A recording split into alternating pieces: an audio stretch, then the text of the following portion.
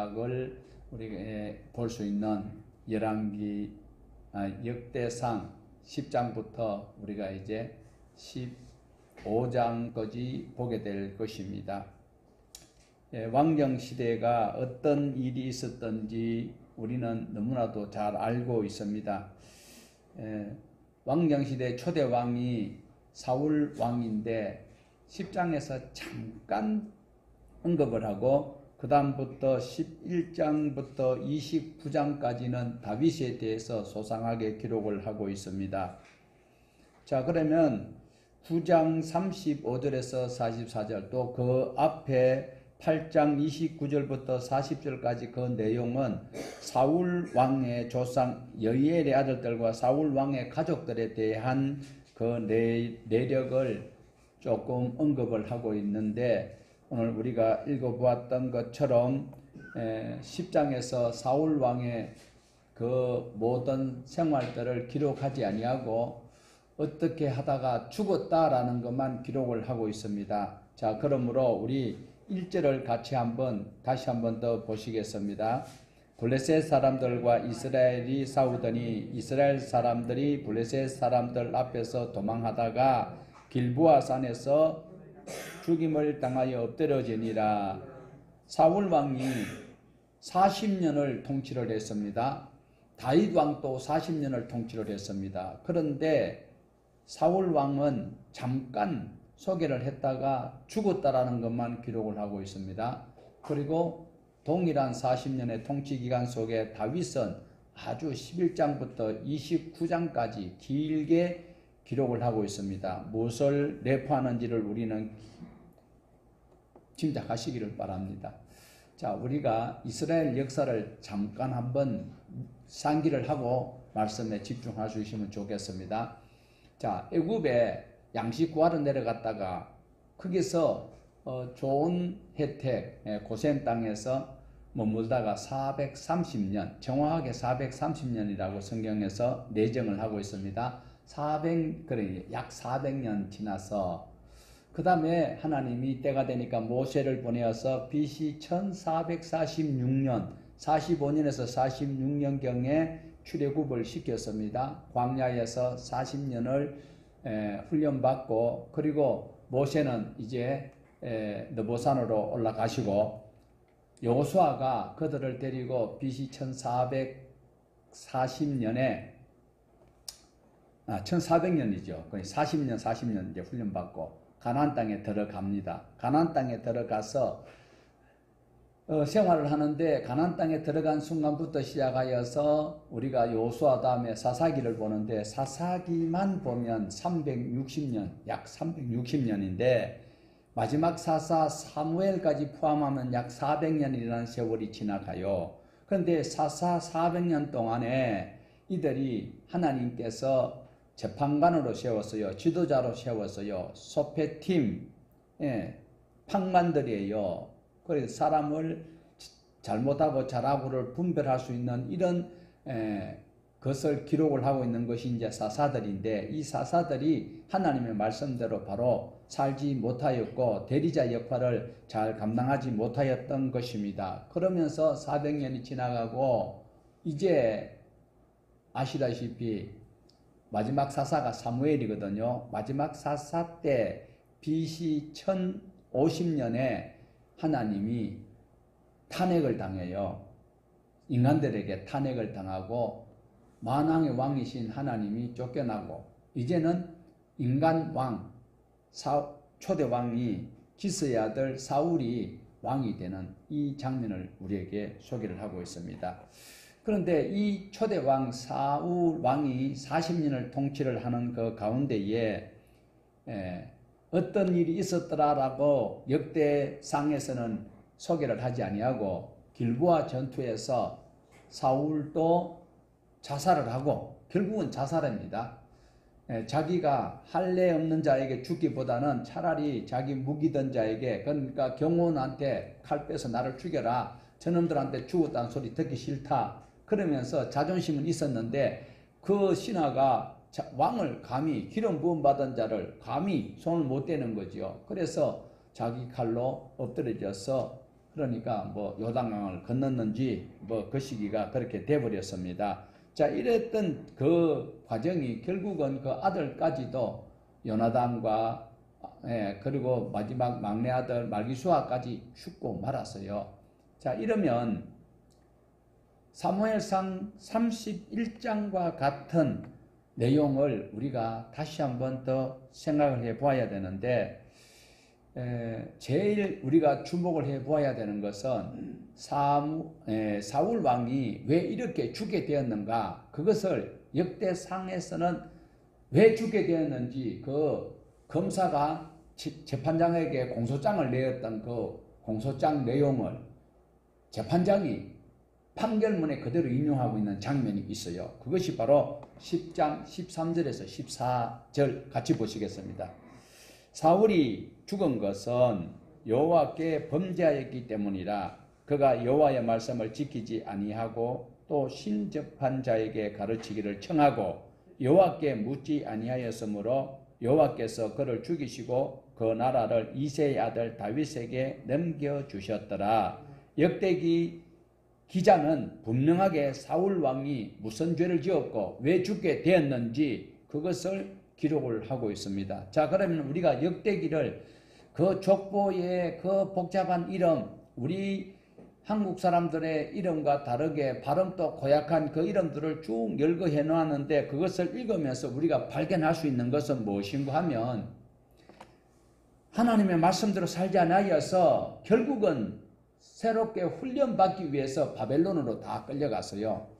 북이스라엘에는 이미 약 136년에, 그러니까 약 150년 전에 망해버렸어, 아수르에게. 그리고 남유다는 유일하게 예루살렘에 성전이 있고, 그리고 하나님이 여기에 부하신다라고 믿고 있는 그들이 하나님의 말씀을 안 듣고 버르장머리 없이 자기 마음대로 신앙생활을 하고 있는 그들을 하나님께서는 눈을 뜨고 못 보겠다.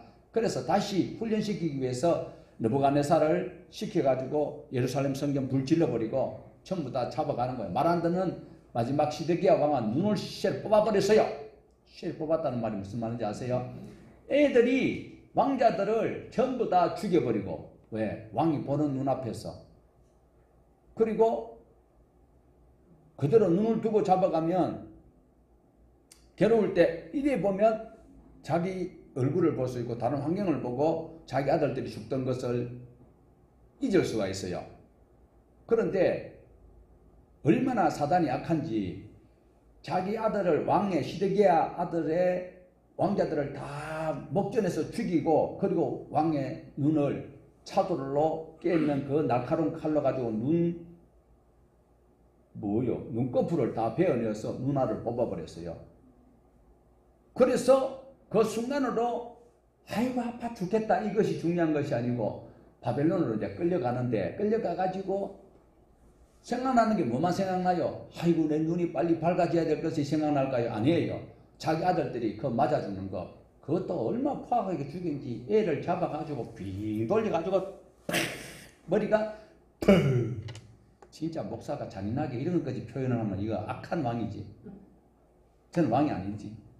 그래서 이 시드기야가 생각만 하면 뭐요? 자기 아들 뻑 죽고 이 아들 죽는 거, 그것밖에 생각 안 하도록 하는 거예요. 눈을 뽑아버리니까. 눈이 있으면요, 이거 보면은 막 근심이 있다가도 막 코미디언들이 막 이라는 거 풀어보면 같이 웃기도 하고 이래 시간을 잊을 수 있는데, 이렇게 잡혀갔던 그것이 바로 바벨론으로 끌려갔다라는 거예요. 끌려갔던 것들이 정말 우리가 처음부터 보았던 드라마틱한 풀무불 속에 들어갔던 다니엘의 세 친구, 그리고 또 느부갓네살 왕에게 호통을 치고 벨사살에게 호통을 치고 다리오 왕에게 하나님의 말씀을 전가하면서 당당하게 하나님을 향하여 기도했던 다니엘이 사자굴 속에 들어가서 거기서 비로소 느끼는 것은 이 큰 나라가 섬기는 신은 아무것도 아니고 우리 하나님이 최고다라는 것을 바벨론에서 느끼고, 이제 그것을 깨달을 때 하나님께서 그 70년이 아우고 차니까 바벨론을 멸망시켜버리고 페르시아를 통하여서 다리오 왕이 지금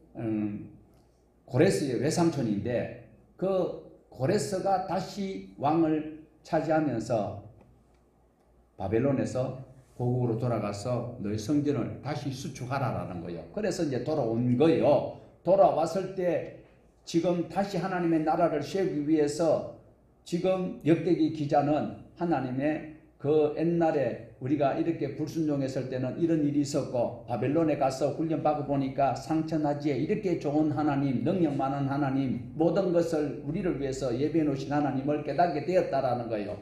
그러면서 이제 역대기를 기록하는데 무엇이냐면 간단 명료하게 기록하는 거예요. 죄스러운 것은, 민망한 것은 다 빼버리고 없어요. 다윗이 나쁜 짓을 했습니다. 그것은 역대상하에서는 안 나와요. 그런 걸 빼버리고 간단 명료하게 죄를 지으면 이런 벌을 당한다. 하나님 말씀대로 순종하면 하나님께서 이렇게 복을 주셨다라는 것을 보여주고 있는 것입니다. 그래서 여기에서 우리가 역사의 사건들 하나하나 읽어보면서 잘못하면 그 동일한 역사서지만 사무엘상하, 열왕기상하 그리고 역대상하를 읽다 보면 왜 이렇게 다를까라고 여겨질 수가 있습니다.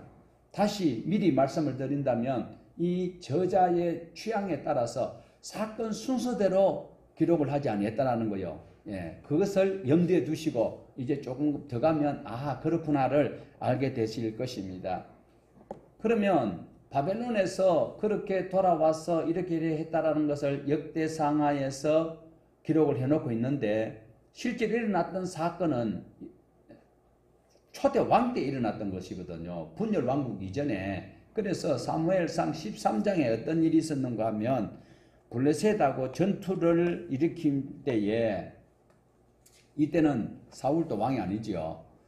엘리가 다스리는 그때에 블레셋이 쳐들어오니까 이들이 어떻게 할까요? 바로 하나님의 언약궤를 메고 나가면 전투에서 이길 수 있다라는 그런 사고방식을 가지고 있습니다. 이것이 홈리와 비나스의 생각이 오늘 대다수 우리 기성교인들이 가지고 있어요. 어떤 개념을 가지고 있느냐면 자기 삶을 돌이키지 아니하고 하나님의 말씀과는 상관없이 예배만 교회에서 그렇게 가르쳐요. 교회에서 그렇게 가르친다니까. 어떻게? 예배에 성공하면 어제도 장로 고면하는데도 예배에 성공을 해야 된다고. 예배에 성공하기 전에 하나님과 나 사이가 바로 정리정돈이 돼야 되는 거예요. 죄 있으면 못 들어가요. 출입증 없이 못 들어가. 아니 검찰청에서 조사받으러 오라고 하는데도 그 자기 신분을 안 밝히면 못 들어가는데 오늘날 교회에서 굉장히 실수를 하고 있는 거예요. 예배만 성공하면 된다. 그리고 기도만 하면 된다. 예배만 하면 될까요? 홈리와 비나스가 하나님의 언약궤만 메고 가면 이길 줄 알고 전쟁터에 나갔잖아요. 전쟁터에 나갔는데 어떻게 됐어요? 전쟁에서 졌어요. 벗게 빼앗겨버렸어요. 그리고 그 소식을 들었던 아버지는 기가 막히고 몸이 막 붉은 분이라 그래서 너무 놀라가지고 자식 죽었는데 관심이 더 컸는지 제사장이 벗게 뺏기는 것 때문에 충격받았는지 그 다음에 우리 하나님 앞에 물어보면 되고요. 뒤로 자빠져가 목이 부러져서 돌아가셨다라는 것은 성경에서 기록을 하고 있어요. 그러면 여기서 우리가 교훈받을 수 있는 것은 예배만 해서는 안 돼요. 우리의 삶이 하나님 앞에 드러지는 여호와 일의 하나님이라고 했잖아요. 여호와의 산에서 준비하시는 하나님이지만 우리가 하나님 앞에 아브라함이 이삭을 데리고 가기 전부터 사흘 전부터 그 준비하는 이 과정을 하나님은 다 서치를 하고 계시는 거예요. 그래서 보고 계시는 하나님 앞에 바로 살아야 되는데 이렇게 홈리와 비나스 사건을 사무엘 시대 때에 누가요? 초대 왕 사울이 알고 있어요. 그런데 지금 열왕기상 13장에 사무엘상에 나오는 이 블레셋을 쳐들어오려고 하는데 사무엘이 빨리 와서 제사를 집례를 해야 하는데 안 오는 거요. 그래서 다급하니까 자기가 제사를 지내요. 그런데 절묘한 타임에 사무엘 선지자가 와요. 딱 하기 전에 자기가 하려고 했을 때 들어와시면 아이고 송구합니다 이러면 되는데 제사가 딱 끝나고 나니까 문 열고 싹 들어오는 거예요. 예. 그래 놓고 아이고 죄송합니다 송구합니다 했으면 이런 어려운 일을 당하지 아니었을 건데 또 변명을 합니다. 변명을. 예. 그때에 사무엘이 사울에게 뭐라고 말씀하시는가 하면 하나님께서 여호와께서 왕에게 내리신 명령은 왕이 왜 하나도 안 지킵니까? 짜증나는 거죠. 또 두 번째 사건이 또 있습니다. 사무엘상 15장에 보면 아말렉과 전쟁할 때에 아말렉 사람을 전부 다 멸절시키라고 했습니다. 그 말씀을 따라 아말렉만 칠 뿐만 아니라 그들이 소유하고 있는 모든 물건까지도 전부 다 쳐서 멸하라고 했는데 가장 좋은 것을 챙겼습니다. 그러다가 또 사무엘이 이게 무슨 소리입니까 하니까 그거 하나님 앞에 드리려고요. 들통 안 났으면 자기가 입맛 포켓할 것인데 들통이 나니까 하나님 앞에 드리려고 했다라는 것입니다. 자, 이럴 때 어떻게 우리 사무엘상 15장 22절을 화면에 있는 거 다시 한번 읽어보시겠습니다.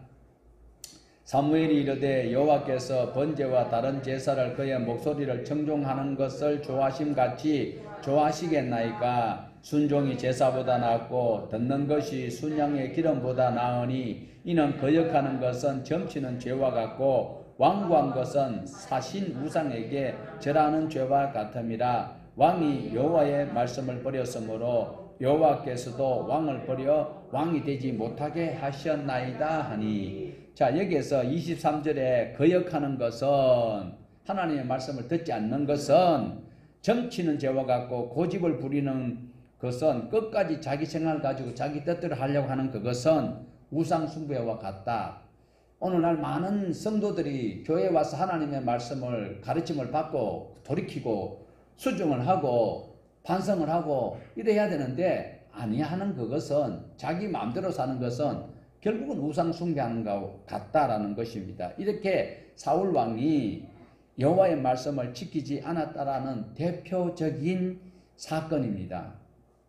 그래서 또 한 가지 살펴볼 것은요. 다윗이 이제 정권을 딱 잡았는데 지금 막 자꾸 흉년이 되는 거예요. 3년 동안 가물어서 비가 안 와. 농사가 안 돼요. 안 그래도 그 지역에는 비 안 오면 못 살아요. 그런데 가무니까 그래 하나님하고 다윗 왕하고는 조금 친밀감이 있는 관계예요. 그래서 하나님 앞에 여쭈어 보니까 그 기본 사람들이 워낙 탄원서를 그보고 뭐라 합니까? 신문고 거기다가 너무 국민청원을 많이 올렸는데 다 하나님 보시니까 너무 억울하다. 그래서 이제 다윗이 그 이야기를 듣고 실상을 파악을 해보는 것입니다. 실상을 파악하니까 기본 사람들이 누군지 아셔야 되겠지요. 여호수아 때에 저 히위 족속 그 사람들이 멀리서 지금 여호수아 직접 막 전쟁하고 막 이래 올라올 때 맞닥뜨리면 전부 다 칼날에 다 베어 죽으니까 자기네들이 멀리서 온 것처럼 막 떡하고 옷도 다 떨어진 거 입고 와서 화치를 맺자 이래가지고 이 사람들이 여호수아 때 왔던 사람들이에요. 그러니까 이방에서 왔으니까 또 자기네들을 살려주었으니까 이 사람들이 얼마나 열심히 했는지 몰라. 그러다 보니까 어떤 일이 생겼을까요? 바로 하나님 제사하는 그 가까운 일에 제사장들이 물을 길러서 그 물이 기하잖아요. 우리는 수도 틀으면 다 나오는데 화장실에도 물 나오고요. 저게 정수기에도 나오고 저 옆에 수도도 물 나오고 그리고 은혜 받으면 눈에서도 눈물 막 나는데 거기는 물이 귀해. 그러니까 제사 지내는데 물이 필요할까요? 씻어야 되잖아요. 그래서 물 깃는 일을 시키고 나무 쪼개는 거 이런 제사에 필요한 그런 일들을 이들이 감당했던 사람들입니다. 그런데 이들이 열심히 하다 보니까 정규직과 비정규직이고 그러고 지금 또 외국인 노동자들과 우리 한국 자국민하고 임금이 달라요. 그런데 그들이 열심히 일해서 모아놓은 것이 좀 있단 말이죠. 부도 좀 축적하고 어느 정도 이제 인구도 조금 늘어나니까 이때 이제 사울 왕이 어떻게 했을까요? 이것은 우리가 잘 모르는 건데요. 성경에서는 자세하게 이야기는 아니하는데 기브온 사람들이 분명히 여호수아 때에 들어왔어요. 그리고 기화를 했습니다. 그리고 그들이 열심히 살았습니다. 그런데 그들을 사울 왕이 어떤 연유인지 다 죽이라고 했어요. 그리고 죽이는 그 이유를 우리가 이제 추적을 해보면 이 기브온 사람들이 자꾸 숫자가 늘어나니까 애굽의 바로 왕이 히브리 사람들이 자꾸 숫자가 늘어나니까 당황했던 것처럼 당황해서 죽이라고 했는 것인지, 후자가 이제 어떤 것이냐면 그들이 가지고 있는 재물이 많아지니까 그것을 빼앗으려고 했을 가능성이 많다라고 학자들은 그렇게 이야기하는데, 저도 그것을 들으니까 그쪽에 한 표를 주고 싶은 마음은 솔직히 있습니다. 그래서 이들이 그 왕권을 가지고 이렇게 무참히 죽였어요. 그러니까 그들이 하나님 앞에 부르짖을 때 그것도 정권이 바뀌니까 그렇게 되는 거지요. 서서히 시푸른데 거기에서 뭐 시위하다가는 바로 가는 거지. 그러니까 이제 사울 왕이 죽었다는 소리를 듣고 그때부터 시작해서 좋은 정치가 이제 꿈꾸고 그들이 이제 하나님 앞에 기도하니까 하나님께서 그것을 밝히고 있다라는 것입니다. 그래서 다윗 왕이 자세히 알아본 적, 그러면 당신네들이 원하는 것이 무엇인가 하니까, 그래서 사울의 가족들을 7명을 자기네들에게 돌려달라는 거예요. 그러면 자기네들이 척결하겠다. 이래서 그걸 해결하고 나니까 비가 왔다라는 것입니다. 자, 무슨 이야기일까요? 성경에서는 그들을 괴롭혔던 그 사건이 다윗이 들어오니까 그것이 밝혀지더라. 어쩌면 우리 근대사와 보는 것 비슷한 것 같았습니다. 자, 어쨌든 이 일로 인해서 다윗 왕이 사울의 후손을 척결하고 나니까 비가 오게 되었다라는 거예요. 자, 여기서 뭘 기록하려고 사울의 40년은 자세하게 이야기 안 하고 죄상만 기록을 하고 죽었더라. 그리고 다윗의 이야기는 길게 하고 있거든요. 그런데 내용을 간추리면 사울 왕은 하나님의 말씀을 따르지도 아니하고 지키려고도 하지 아니하였다. 그러니까 사울 왕은 사무엘 말을 하나님께서 직접 자기에게 말한 적은 없잖아요. 사울을 하나님이 직접 말씀 안 하시고 사무엘 선지자를 통하여서 말씀을 하셨던 그 말씀을 하나도 듣지 아니하고 따르지도 아니하고 불순종하고 있으면서 급하니까 어떻게 했습니까?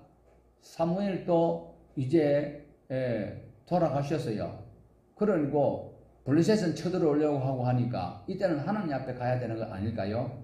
그런데 하나님 앞에 무릎 꿇는 것이 아니라 엔돌에 신접한 여자 무당을 찾아가고 있습니다. 하나님의 말씀 듣기를 싫어하고 무당의 말을 따르고 초대왕 사울이 이런 죽을 짓만 하고 있기 때문에 하나님께서는 용서를 할 수 없었다라는 것을 역대기 기자가 기록을 하고 있습니다. 자, 여호와께서 직접 그를 죽였다라고 말씀하기보다는 블레셋이 쳐들어왔을 때 하나님께서 사울 왕을 지켜주지 아니하니까 사울 임금이 블레셋 사람들 쫓아서 도망가다가 죽게 되었다. 그러니까 하나님이 안 지켜주시니까 하나님이 죽였다라고 보셔도 무방하다라는 것입니다. 오늘 저와 여러분도 하나님이 지켜주시는 삶을 사셔야 돼요. 자기 마음껏 살다가 자기 필요할 때 하나님 찾으면 사울 꼴을 면하지 못한다. 꼭 교훈을 받으시기를 바랍니다. 이제 11장으로 넘어가면 다윗 왕에 대해서 쭉 기록을 하고 있는데 우리 1절 2절 보시겠습니다. 11장 1절에서 2절까지 온 이스라엘이 헤브론에 모여 다윗을 보고 이르되 우리는 왕에 가까운 혈족이니이다. 전에 곧 사울이 왕 되었을 때에도 이스라엘을 거느리고 출입하게 한 자가 왕이시었고 왕의 하나님 여호와께서도 왕에게 말씀하시기를 네가 내 백성 이스라엘의 목자가 되며 내 백성 이스라엘의 주권자가 되리라 하셨나이다 하니라.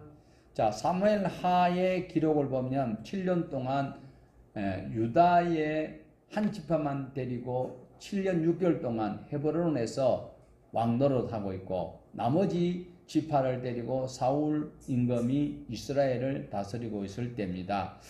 그런데 이제 사울 임금이 죽었잖아요. 그러니까 이스라엘 전체 왕이 되어서 이제 왕으로 등극을 하게 될 때에 이제 막 손바닥 비비는 사람들이 줄을 서는 거예요. 그것이 바로 왜 사울의 세력들은 질이 멸렬돼 버리고 그리고 새로 뜨는 세력에 아부해야 떡 고물이 떨어지니까 이제 와서 아부하는 이런 장면을 봅니다. 뭐라고 아부를 하는가요? 사울 왕 때도 하나님께서 당신에게 함께하는 것을 보았고 왕이 우리에게 출입을 할 수 있는 그런 은혜도 베풀었으니까 우리의 왕이 되어 주시옵소서라고 합니다. 사사기에 보면 그게 보면 뭐야? 아비멜렉의 아비멜렉이라고 나거든요. 자기 아버지가 이름도 안 지어주는데 자기 엄마가 그 이름을 지어놔 놓고 그래서 우리가 그 보면 가시나무가 자기가 왕이 되려고 하는 그런 장면이 있잖아요. 무화과 나무나 포도나무 다 막 감람나무 만나니까 자기 사명이 있어서 못한다고 하는데 가시나무 자기가 하겠다고 하는데 이게 이제 반대로 세력이 이제 사울의 세력이 가고 그리고 다윗이 원래 호평이 좋았던 분이잖아요. 그래서 여기서 이제 극찬을 아끼지 아니하는 그런 아부가 보이고 있습니다. 자, 헤브론에서 다윗에게 왕으로 기름 부으려고 이스라엘의 그러니까 이제 사울이 다스렸던 그 이스라엘 헤브론의 한 지파 다윗의 그 나라가 아니고 이스라엘의 11지파 사람들이 그 장로들이 직접 헤브론에 내려와 가지고 다윗에게 기름을 부으면서 이렇게 이제 아부를 하고 있는 장면이 나오고 있습니다. 다윗은 이럴 때에 흩어졌던 민심을 잘 수습을 하고 우리 지금 대한민국 대통령도 요 장면을 좀 잘 숙지하시면 참 좋을 것 같습니다. 한 것 같아요. 청와대에 있다가 지금 이쪽으로 옮겼잖아요. 헤브론에서 그 유다가 바로 다윗 왕의 나라가 유다 나라인데 헤브론의 그 수도를 삼고 있다가 이스라엘의 전체 왕이 되면서 어떻게 하는가 하면 베냐민 지파가 초대 왕 사울이거든요. 그러니까 베냐민 지파가 원하고 있는 그곳으로 수도를 옮겨요. 수도를 옮기는 거예요. 그 수도를 언제 옮기는지 기억나십니까? 여호사님 몰라요? 알면 큰일 나죠. 지금 요수아 때에 땅을 전부 다 분배를 다 해줬어요. 다 분배를 해줬는데 베냐민 지파가 분배받은 땅을 차지를 못하고 있어요. 오늘날 예루살렘 그리고 다윗성 그리고 시온성이라고 하는 그 성이 지금 다윗이 왕이 될 때까지 그 성 여부수 족속들이 차지하고 있어요. 아직까지. 그런데 다윗이 초대 왕이 베냐민 지파에서 나왔기 때문에 베냐민 지파들이 지금 자기네들이 원하고 있는 수건 사업이 저 예루살렘 그 여부수 족속들이 살고 있는 그 땅을 차지하기를 원하고 있는데 자기네들이 못했어요. 사울 임금이 안 했어. 그러니까 다윗이 그곳을 딱 눈치채고 바로 수도를 옮깁니다. 옮기면서 요압 장군을 시켜가지고 그것을 탈환하게 되고 그래서 이제 다윗성 예루살렘 시온성이라는 것을 차지하게 되는 장면을 보여주고 있습니다. 다윗이 이렇게 정치적 친화력이 대단한 사람입니다. 하나님의 사람은 이렇게 순발력이 있어야 되는 것을 보여주고 있는데 이 가르치는 학원이시면 여러분 찾아보시고 연락을 좀 주시기 바랍니다. 자, 11장 9절을 같이 한번 보실게요. 만군의 여호와께서 함께 계시니 다윗이 점점 강성하여 오해하지 마세요. 여러분 또 9절만 읽고 이제 만군의 여호와가 다윗과 함께 하니까 점점 강성하여지는구나 그렇게 오해하지 말라는 거요. 왕이 되었기 때문에 다윗이 이스라엘의 전체 왕이 되었고 여호와께서 함께 하시니까 점점 강성하게 되었다라고 그렇게 해석하면 굉장히 유아틱한 해석입니다. 하나님께서는 다윗과 늘 함께 하셨어요. 아버지 양칠 때부터요. 그리고 아버지 심부름을 갔을 때 골리앗을 만나러 갔잖아요. 그때도 하나님께서 함께 해주셨어요. 장인이 되었던 사울 임금이 자기를 죽이려고 할 때도 하나님이 함께 하셨어요. 도망 다닐 때 하나님께서 사울 왕의 눈을 가려주고 다윗은 사울 왕이 쫓아오는 것을 다 볼 수 있도록 하나님이 함께 해주셨다라는 것을 기억을 하셔야지 성경을 또 큐티한다고 구절 붙들고 하나님께서 함께 하시니까 강성하여지는구나 그래 하지 마시기를 바랍니다. 다윗은 환난 때에 어려울 때에 오히려 자기와 함께 하시는 하나님을 더 친밀하게 굳세게 붙들고 있었던 것을 볼 수가 있습니다. 자, 그러면 오해를 하게 되면은요, 내가 환난을 당하고 내가 원치 않는 질병과 여러 가지 악조건 속에 있을 때는 하나님이 나와 함께 안 하실까요? 그건 여러분 감정입니다. 하나님은 여전히 나와 함께 하고 빨리 삶을 돌이키고 하나님 앞에 오시기를 해야 맞습니까? 돌아오기를 기다리고 계시는데 자기가 소외감을 느끼고 자기가 하나님 안 찾아 나누고 하나님을 원망하는 그것이 그릇된 사울 임금의 마음과 그리고 오늘 우리 그리스도인들의 태도라고 해도 지나친 말은 아닐 수 있습니다. 우리는 믿음으로 신앙생활하고 예배 자리에 앉아있다 할지라도 마음이 괴로울 수도 있고 고통스러울 수도 있고 그거는 잠깐이에요. 하나님께서는 우리와 영원히 함께 하시겠다고 말씀을 하십니다. 우리를 떠나지도 않겠다고 하시는데 우리는 자꾸 하나님이 나와 함께 하지 않는 것처럼 착각하고 있습니다. 그리하여서 하나님의 큰 은혜는 뭐가 잘 될 때만 하나님께서 함께 하시는 것으로 오해하지 마시기 바랍니다. 우리 잘 아시는 말씀이지만 창세기 39장에 나오는 2절 3절 보면 이게 이제 요셉에 대한 이야기거든요. 우리 같이 한번 읽어보실까요? 여호와께서 요셉과 함께 하심으로 그가 형통한 자가 되어 애굽의 주인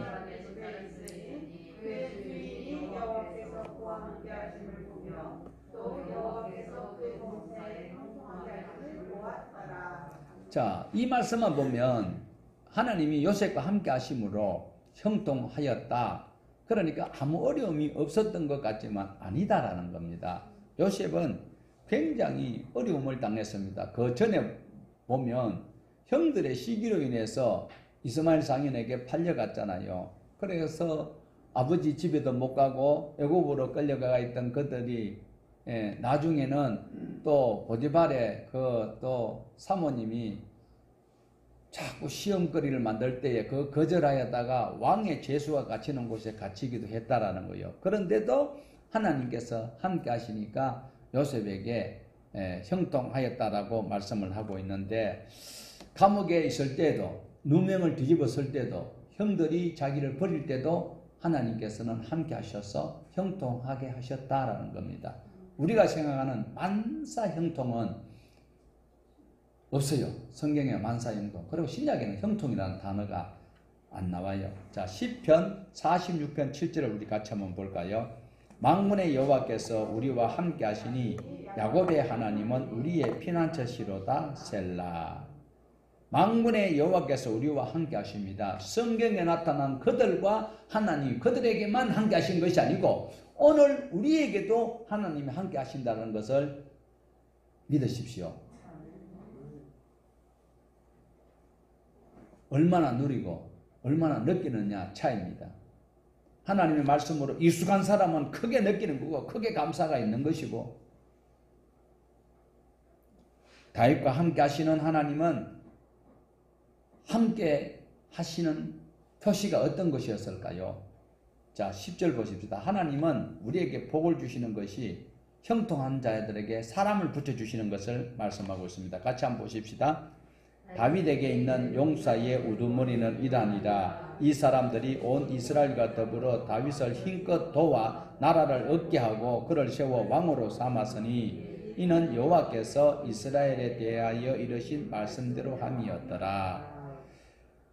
다윗과 함께 하시는 하나님, 하나님이 함께 하시는 사람에게는 하나님이 필요한 사람을 붙여주신다는, 돈을 막 주는 것이 아니고 사람을 필요 적재한 곳에 하나님께서 채워주시는 것을 볼 수 있습니다. 함께 하시는 하나님, 함께 하시는 하나님을 누리려고 하면 어떻게 해야 될까? 그리고 그 사람은 어떤가? 주변을 볼 수 있어야 합니다. 다윗에게 힘껏 도우려고 하는 자들이 있었는데 자기 사도 바울도 그렇게 이야기했습니다. 하나님께서 함께 해주시니까.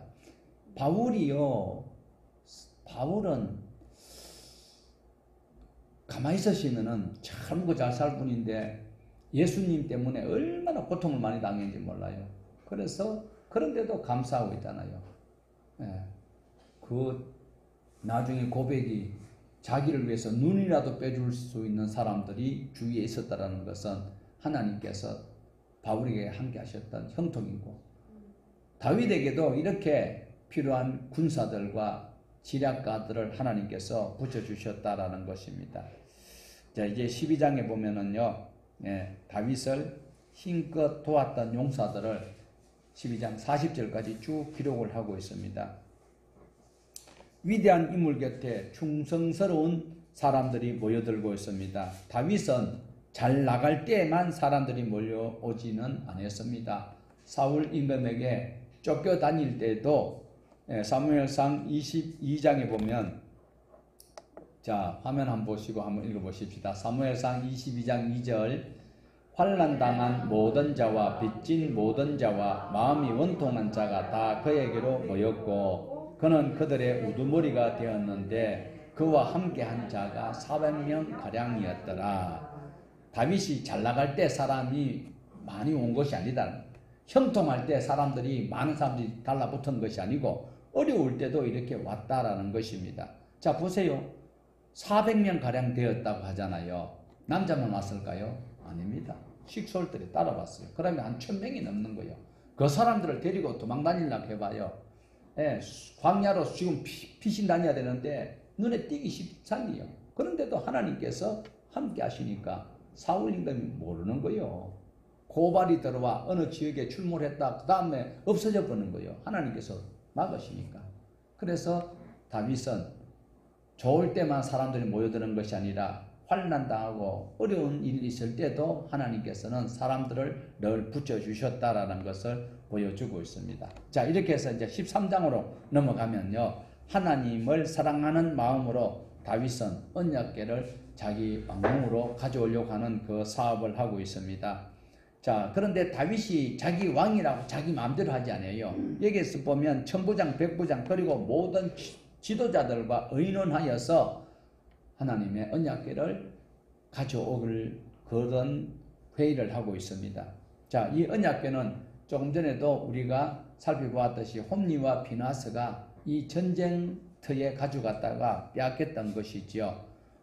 하나님의 언약궤를 앞세우고 가면 이긴다라는 것을 알고는 있어요. 왜? 여호수아가 요단강을 건널 때 제사장들이 벗개를 메고 요단강에 발을 내디디니까 요단강이 쫙 갈라지는 그 하나님께서 이 블레셋과 싸울 때에 이 벗개를 메고 가면 이긴다라는 것을 다시 한번 인용하고 있는 거예요. 어설프게 알고 어설프게 적용하면 지옥밖에 못 갑니다. 지옥 밖에만 못 가는 거예요. 다른 거 없어요. 옵션 없어요. 지옥밖에 없어요. 자, 홈리와 비나스도 언약궤를 가져가면 되는 줄 알고 있습니다. 중요한 것은 언약궤를 메고 가는 사람이 중요하고 언약궤와 관계된 사람이 중요하지 언약궤 그 자체가 어떤 역할을 하는 것은 아닙니다. 하나님께서 상징적으로 언약궤를 주신 것이지 그것이 어떤 사람은 막 꿈꾸고 막 악몽 꾸니까 성경책을 안 거예요. 그런 미신을 좀 뜯어 고쳐야 되는 거예요. 예수 믿는 사람들이 뻑하면 막 주여 뭐 몇 번 부르고 막 주기도문을 뭐 10,000번 하면 뭐 기도가 해결되고 성경에 그런 거 있으면 한번 찾아봐요. 저는 성경을 뭐 단체로 사서 그런 건지 그런 구절이 없었어. 다윗은 분명하게 하나님의 언약궤를 자기가 거하고 있는 그 궁에 모셔오기를 원하고 있었습니다. 그러다가 큰 시험을 당하는 그 장면이 나오고 있습니다. 자, 홈리와 비나스가 그 벗개를 뺏겨버렸어요. 뺏겼는데 블레셋 사람들이 그것을 벗개를 오랫동안 소유하고 있지 않았어요. 왜? 그거 가지고 있으니까 막 각종 막 재앙이 자꾸 임하니까 그래서 그들이 가장 먼저 무서워서 베스메스를 보내버렸잖아요. 그 베스메스에서 그거 들여다보다가 또 사람들이 막 죽으니까 또 겁이 나가지고 기럇 야림으로 또 보내버립니다. 그리고 나중에 이제 오벳 에돔의 집에서 이제 이래 있는 그 장면을 우리가 보게 되는데요.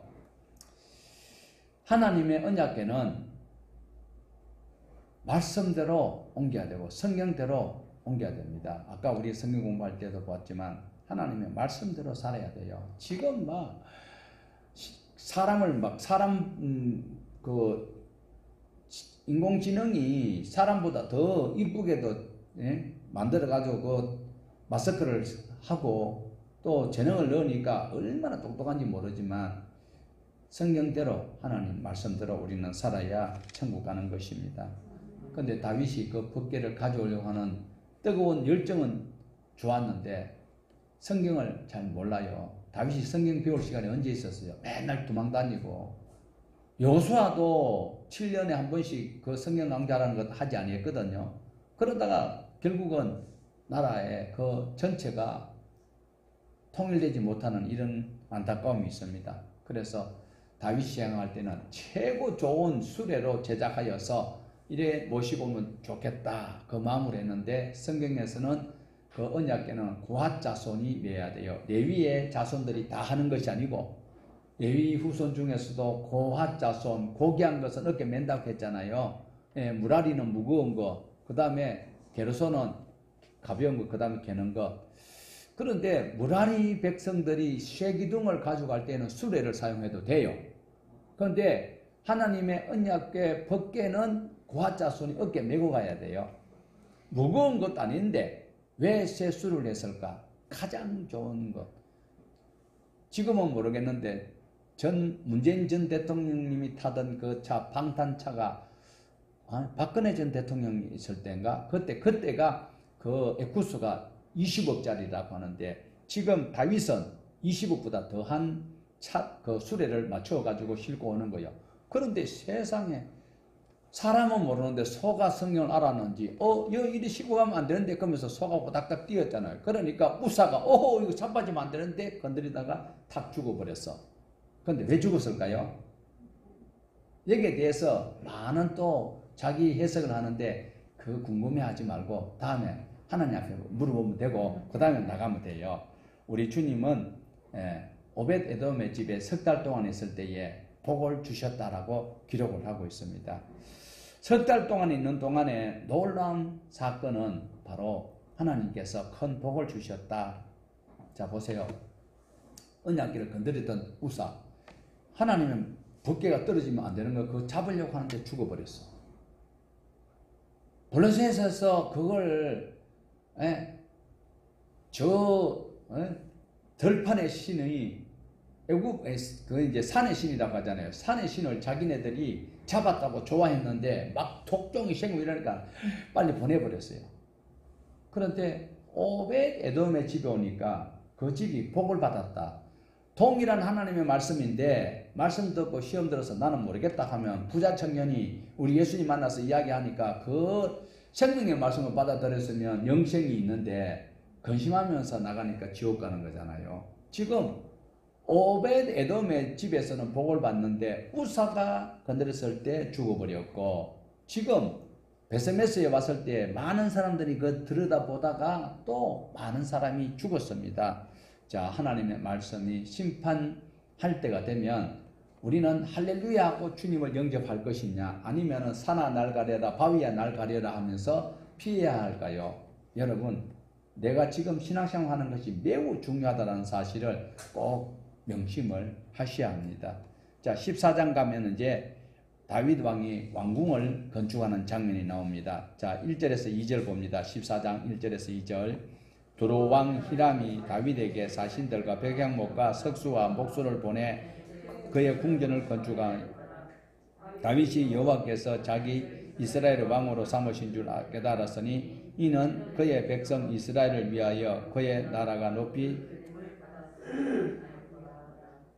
자 다윗 왕이 왕궁을 건축하는 장면을 14장에서 말씀을 하고 있는데 사무엘 상하에서 자세하게 들여다보고 기억을 우리는 해볼 필요가 있습니다. 그런데 오늘 우리가 봤던 13장 끝부분에 보면 오벳 에돔의 집에 석 달 있을 동안에 라고 기록하고 있습니다. 오벳 에돔의 집에 석 달 있는 동안에 그 가정이 복을 받았습니다. 그런데 16장을 보면 오벳 에돔의 집에 있는 언약궤를 다시 가지고 옵니다. 그리고 14장에 보면 이제 블레셋이 물리치고 석 달 동안 있었다라는 것과는 달라요. 왕궁을 짓고 있거든요.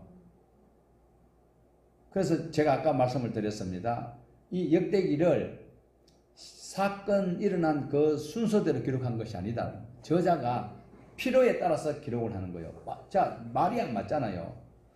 14장에서 지금 왕궁을 건축하고 있거든요. 그런데 13장에서 오벳에돔의 집에 오벳에돔이 오기 전에 벌써 우사가 죽고 난리가 났어요.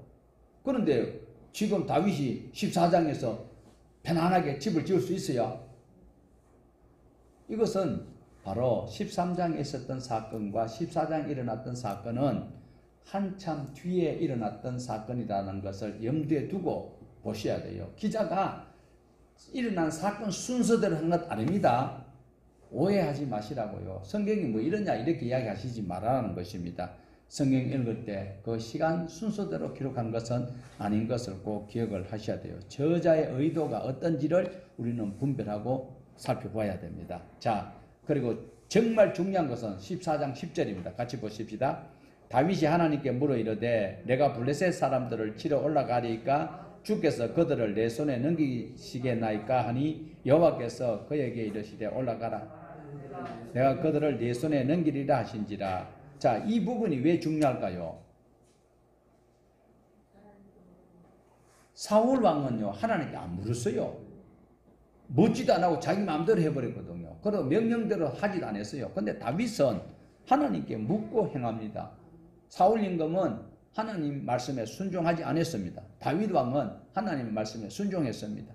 하나님의 말씀에 순종하지 아니하고 하나님께 묻지 아니하고 결국은 그는 블레셋 전투에서 길보아 산에서 죽고 말았습니다. 하나님의 말씀에 순종하고 하나님께 묻고 전쟁에 참여했던 다윗은 점점 왕성하고 강성한 나라가 되고 이방 사람들이 두려워할 수밖에 없는 하나님이 함께하시는 나라의 왕으로 인정을 받게 된다는 것입니다. 역대기 기자는 단순하게 하나님의 말씀을 따라 사는가 하나님의 말씀에 불순종하는가 그것을 우리에게 보여주고 있는 거예요.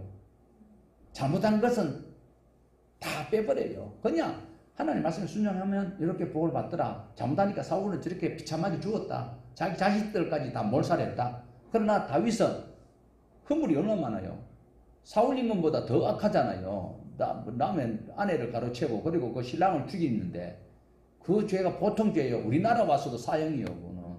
지금은 사형죄가 없지만. 그런데도 하나님께서는 순종하고 하나님께 물어보는 것을 좋게 여기시고 역대기 기자는 이것을 단순하게 간단하게 명료하게 순종했느냐 불순종했느냐 우리에게 교훈을 하고 있습니다. 자, 15장에 다시 이제 언약궤를 메어오는 기록을 이야기하고 있습니다. 레위 사람 말고는 어깨 메면 안 된다고 했잖아요. 레위 사람도 다가 아니고 고아자손만. 이렇게 해서 이제 15장에서 그것을 다윗이 연구하고 공부하고 아하 그렇구나 수레가 아니고 어깨 메고 와야 되는구나. 그래 제사장을 데리고 오는 거예요. 그때 이제는 막 춤을 추니까 또 그것도 기갈인가 몰라도 완전히 막 비웃다가 그것도 평생 또 지 혼자 독수 공방하다가 그렇게 살았다라는 것이 있지요. 자, 16장에 보면 이제 다윗이 그 마음으로 노래를 남기는 장면이 나오고 있습니다. 얼마나 기분이 좋은지요. 한번 시험 눈물이 쏙 눈알이 빠지도록 시험을 들었는데 이제 공부를 하고 나니까 하나님의 말씀을 듣고 나니까 이 방법이 있었구나. 그래서 하나님의 언약궤를 메우는 그 공부를 다 하고는 그것을 실행하고 이제 찬양하는 장면이 나오고 있습니다. 이제 8절에서 36절까지 긴 절인데 우리가 다 다윗이 노래하는 마음으로 하면 좋겠지만 다는 못하고 우리가 8절에서 11절을 한번 보시겠습니다. 8절에서 11절까지 찬양하는 그런 마음으로 같이 한번 보십시다. 16장 8절에서 11절입니다. 너희는 여호와께 감사하며 그의 이름을 불러아뢰며 그가 행하신 일을 만민 중에 알릴지어다. 그에게 노래하며 그를 찬양하고 그의 모든 전할지어다. 그의 성호를 자랑하라. 여호와를 구하는 자마다 마음이 즐거울지로다. 여호와와 그의 능력을 구할지어다. 항상 그의 얼굴을 찾을지어다. 아멘. 우리가 36절까지 다 봐야 되는데 긴 것 중략하고 그 다음에 마지막 끝에 한 번 더 찬양하는 마음으로 35절에서 36절 보시겠습니다. 너희는 이르기를 우리 구원의 하나님이여 우리를 구원하여 만국 가운데서 건져내시고 모으사 우리로 주의 거룩한 이름을 감사하며 주의 영광을 더 높이게 하소서 할지어다.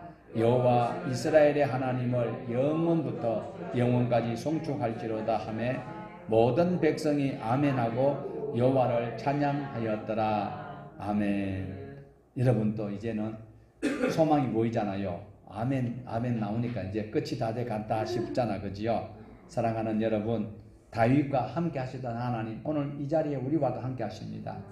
지루한 시간 그래도 견디시니까 이렇게 끝날 때가 있잖아요. 이제 집에 갈 수 있습니다. 감사하십시오. 범사에 우리 주님께서 함께 하심으로 조금 얹어놓고 또 수고로운 일이 나한테 있다 할지라도 하나님 나와 함께 하신다. 그리고 하나님 이걸 어떻게 해결할까 할 때에 다윗에게 응답 주셨던 그 하나님이 우리 하나님임을 높이 찬양하면서 이제 6월달을 기쁘고 즐거운 마음으로 맞이하는 모두가 되기를 축복합니다.